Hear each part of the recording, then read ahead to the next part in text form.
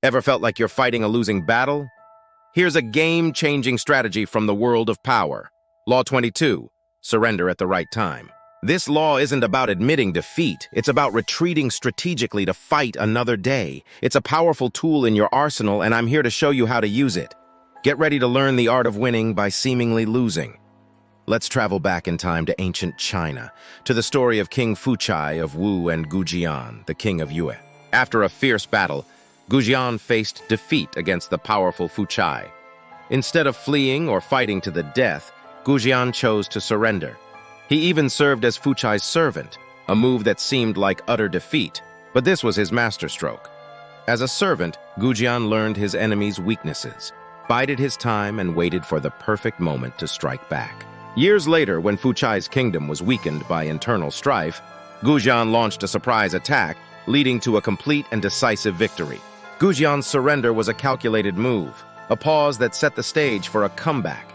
It's a classic example of how strategic surrender can turn into long-term triumph.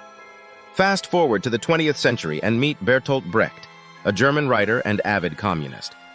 When the U.S. Congress's anti-communist investigations began, Brecht, along with others, was called to testify. While his peers chose defiance, Brecht opted for a different approach. He appeared cooperative, answered questions politely, and even feigned ignorance on certain matters. His tactful submission surprised everyone. Instead of facing harsh consequences like his peers, Brecht left the hearing unscathed and soon departed for Europe. His strategic surrender allowed him to continue his work without the hindrance of political persecution. Brecht's story teaches us that sometimes playing along with your adversary can give you the freedom to continue your pursuits in the long run. These stories illustrate that true power isn't just about direct confrontation. It's about knowing when to step back and wait for the right moment. Whether it's waiting as a servant in your enemy's court or presenting a facade of cooperation in a hostile environment, strategic surrender can be a powerful tool in your arsenal. Imagine a judo fighter using an opponent's strength against them.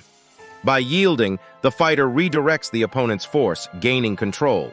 Like the judo master, use the art of strategic surrender to turn situations to your advantage. Remember, the wise warrior knows when to fight and when to yield. Think about this. Where could strategic surrender be your key to victory? Share your stories and insights in the comments. If this strategy resonates with you, hit like and follow for more empowering lessons from the laws of power.